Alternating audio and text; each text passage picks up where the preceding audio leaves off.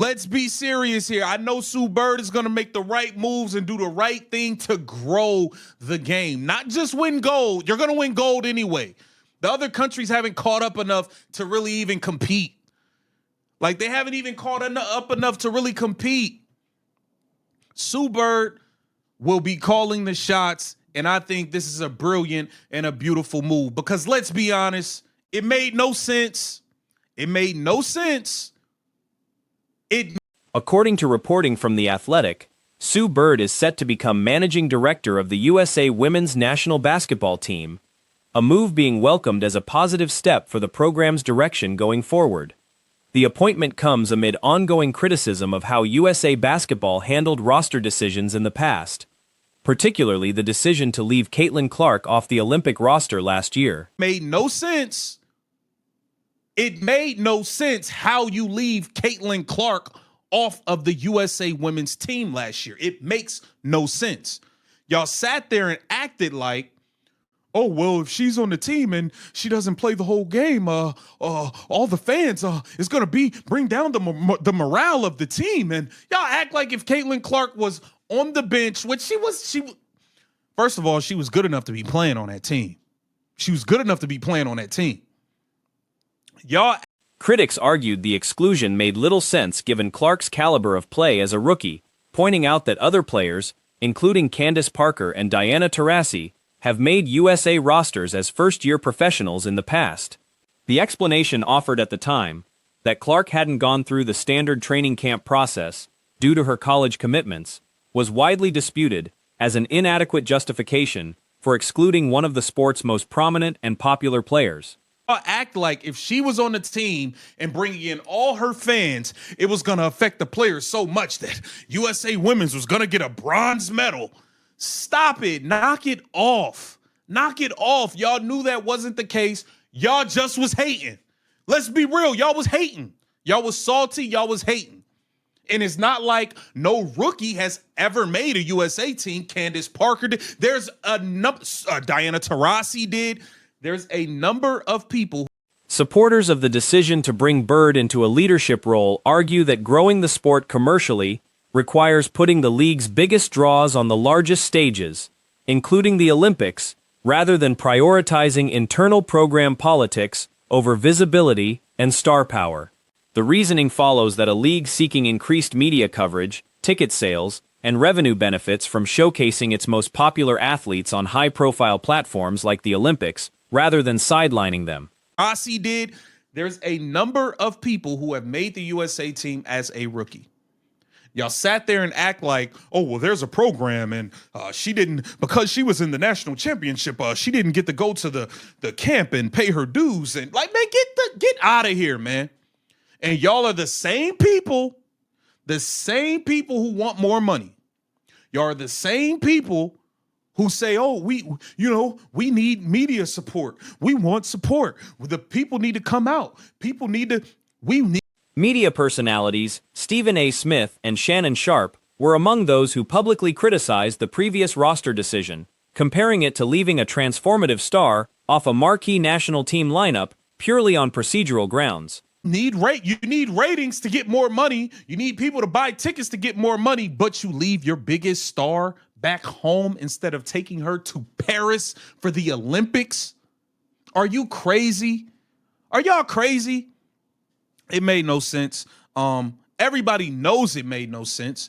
And I'm glad that we finally got somebody reputable like Sue Bird to handle things like this. Because I guarantee if Sue Bird was calling the shots, Caitlin Clark would have been on that team. With Bird now stepping into a decision-making role for the program, there's optimism that future roster construction will better reflect both on-court merit and the broader goal of growing the sport's audience. Some have also called for additional leadership changes within the program, including at the coaching level, as part of a broader shift in how the national team is run going forward. Bird was calling the shots, Caitlin Clark would have been on that team. Not even just Caitlin Clark. You want to hear something else? Angel Reese probably would have been on that team. I wouldn't have been mad. Your biggest star, you need your biggest stars. Are we trying to grow the game or not? Or not? What are we doing? It made no sense. And I believe that Sue Bird is the perfect one to come in here and get things in order and clean up this mess y'all made. Clean up this mess y'all made. Y'all had Andrea Carter and all these people on national TV. Reports have surfaced from fans alleging that several WNBA players failed to appear at a paid meet and greet event, despite presumably receiving some form of compensation for their scheduled appearance. This comes shortly after All-Star Weekend, during which Caitlin Clark was notably visible at multiple fan-facing events, including a Nike appearance, various meet and greets, and time spent with a local high school team, despite skipping the three-point contest and portions of the orange carpet. He coming up with all these bull jive excuses, all these nonsense excuses. Shemaya Gomake, whatever, bro. Y'all had all these people on national TV making these excuses for it, and it took Stephen A. and Shannon Sharp to call everybody out and say, hey, this is nonsense. This is not, that's like the dream team saying, hey, we just gonna roll with Stockton and Pippen and Malone. Michael, you could stay home. Some now speculate whether frustration over other players' lack of engagement with fans may have influenced her decision to scale back participation in certain league events. Malone, Michael, you could stay home. MJ, you could stay home. What? What are we talking about? But y'all want more money. But y'all want more bread. Come on, man. Thank you, Sue Bird, for taking over this position. It's good to know that. Another round of applause for Sue Bird. It's good to know that Team USA going forward will be in good hands, and we won't hear this nonsense and act like the biggest star, the most popular player who was also one of the best as a widely shared post described a family's experience waiting over 2 hours in line to meet featured athletes, only for those players to arrive roughly 40 minutes late, sign autographs for about 10 minutes, and leave shortly after, a pattern the poster said repeated multiple times throughout the weekend, leaving their children in tears after hours of waiting with no real interaction. A lot of time with fans. She was at Nike event. She was at other meet and greet events. Hell, she went even pulled up on a Nike little high school team and showed love to them. We've seen a lot of Caitlin Clark at events. Now, I don't know when this event was held, this meet and greet, but we do know verbatim, Caitlin Clark stood up a lot of the orange carpet, a lot of these WNBA events. Hell, she didn't even go to the three-point contest. The post specifically praised Clark as one of the few players who honored every scheduled obligation, describing her giving away merchandise, signing autographs, hugging fans, and competing energetically in an associated skills event, despite the family reportedly spending over $2,700 on 6 tickets. A lot of these WNBA events, hell, she didn't even go to the three-point contest. Caitlin Clark made it her business to send a message. And I just wonder, was this part of the reason why she stood up and did not go to nothing? She ain't go to nothing. And I just wonder if this is why, because this is a telltale sign.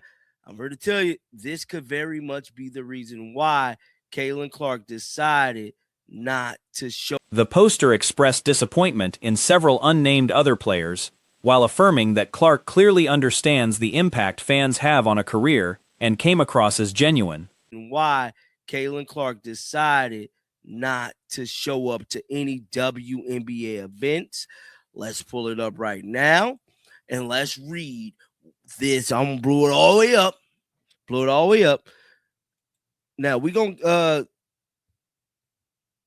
get to the captions later, but let's read this. It stated, we attended WNBA live and waited in line for over 2 hours to meet a couple of the top name athletes.